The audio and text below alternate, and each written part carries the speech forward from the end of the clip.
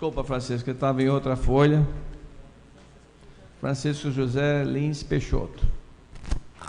O meu boa tarde a todos. Eu não poderia deixar de falar nessa sessão, primeiro pelo motivo que eu estava visando essa sessão já há muito tempo, e segundo, pelo que se passou aqui.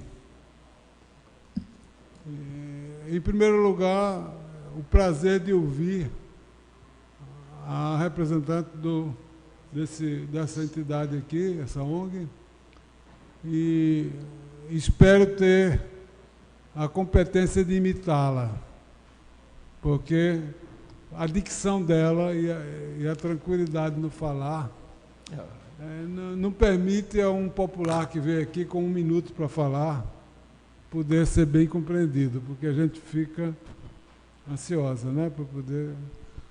Muito bem. E a outra pessoa que eu quero homenagear também é a representante do Ministério Público.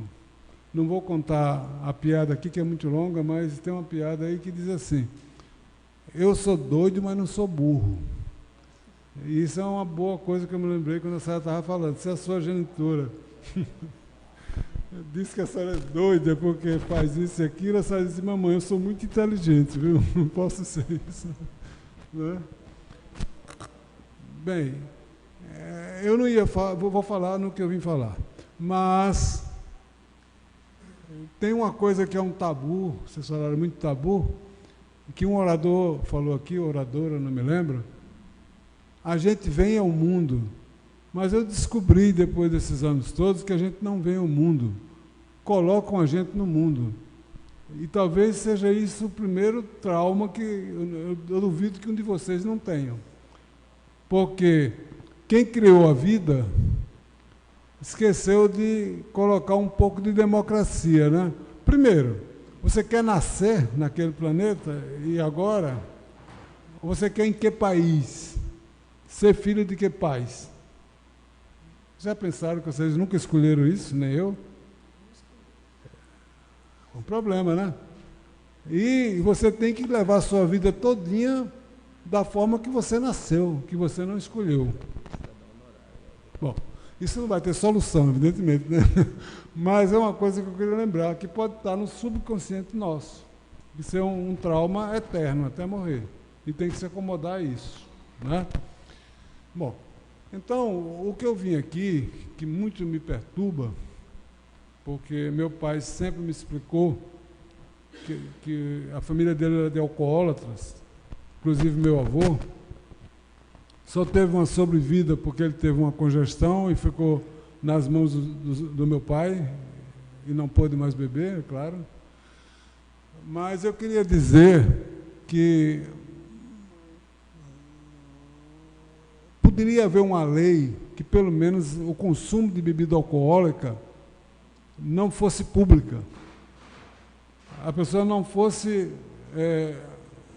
proibida de consumir a bebida alcoólica, mas que não fizesse disso uma aula para as crianças e jovens e outras pessoas. Eu digo a vocês que eu moro no Jacintinho, eu desafio qualquer parlamentar dessa Câmara, desde o tempo que eu venho a essa Câmara, em 2000, que residiu no Jacintinho. Eu tenho notícia só do Cícero Almeida, mas era só no papel. Quando eu fui ver, ele já tinha se mudado.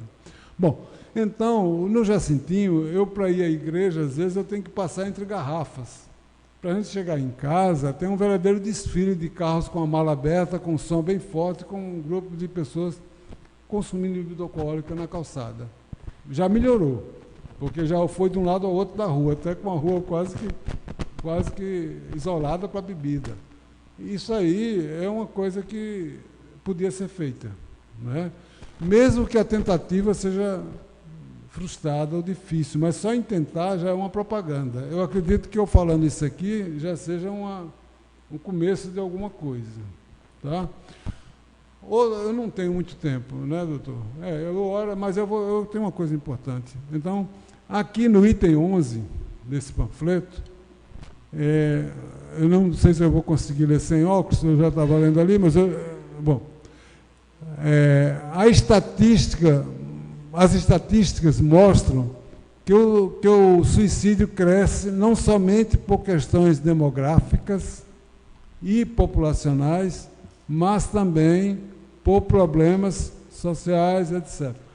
Ora, num item de uma forma bem pequena e bem quase que disfarçada, dizer que, veja bem, não somente por questões demográficas. Ora, sabe-se que atualmente eu acho que não poderia ter um país como o Brasil sem um programa de planejamento familiar completo em todos os municípios. E não precisa citar. Eu estava falando acho que já foi embora, com um médico ali no começo, dizendo que a gente, para falar uma coisa aqui no Brasil, tem que dizer. Nos Estados Unidos é assim, na Europa já se faz isso, na Alemanha, com medo de dizer uma coisa pelo a sua própria autoridade. Não precisa isso, né? Mas já que é assim, eu queria citar a China, né? Que já está sendo a segunda potência mundial, com possibilidade breve de ultrapassar os Estados Unidos. E há mais de 30 anos que eles têm não conheço, porque a gente é isolada aqui, mas devia conhecer como é que é o planejamento familiar deles.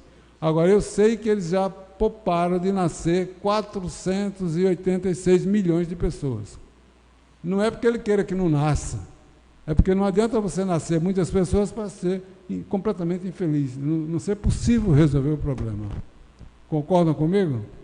É só isso que eu queria dizer, porque o tempo é pouco. Mas, as próximas audiências públicas que eu vier, eu vou tentar trazer um pendrive, porque o pessoal fala em slide, mas o slide é antigo, não é mais projetor de slide, mas continua o nome, né? Mas na realidade são fotos digitalizadas, né? E as suas são belíssimas, ajuda muito, né? A gente prende a atenção, tá certo? Eu gostei muito, né? E eu queria lembrar mais uma vez que eu conversei com o nosso, que eu já estou começando a gostar dele, nunca conhecia o Dr. Kleber. É a terceira audiência que você fez aqui. Não, é a terceira, mas a sua é a segunda. A sua é a segunda, tá bom. Bom, então, o que eu queria dizer é o seguinte, eu gostei muito quando vocês falaram, deixe a pessoa falar. Não foi?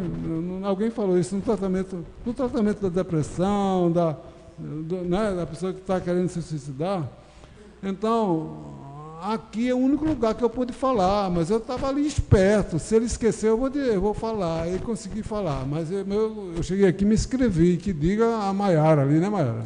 Desde que eu cheguei de manhã, que eu já estou inscrito. Fui o segundo a chegar aqui nessa sala. Está vendo vocês? E aí eu quero lembrar uma coisa a vocês. Instituam na Câmara de Maceió, pelo amor de Deus, a tribuna livre. É uma coisa que consta da Constituição de 88, que a cidade do Recife tem, que a cidade de Lajeado do Rio Grande do Sul tem, que a cidade de Mendes no Rio de Janeiro tem, e muitas cidades já têm. Então, a pessoa do povo vai se inscrever oficialmente na Câmara para falar numa sessão ordinária, 10 minutos, e não por esmola, numa audiência pública. É diferente, não é não? Uma pessoa que está com um problema muito grande de suicídio, ou como aquele senhor que falou aqui, ele se inscreve e tem direito a falar sem ser interrompido durante 10 minutos. Bom, então, enfim, agora já estou perdendo a calma, mas, enfim, eu me senti, se eu sou que eu não sabia, talvez eu seja um potencial suicida, eu me senti para cima nessa sessão, doutor. Eu lhe agradeço muito e agradeço muito a senhora, a nossa, e você também, desculpe você, a senhora também. Então, o que eu vi aqui e o que eu vi, tinha que dar muito tempo a ele. Pelas figuras que ele tinha, o que ele tinha a dizer, eu espero ter uma oportunidade, né, no outro local mais adequado, ouvir e poder discutir. Tá? Muito obrigado. Muito obrigado, peço desculpas. Nós tínhamos 2 folhas aqui.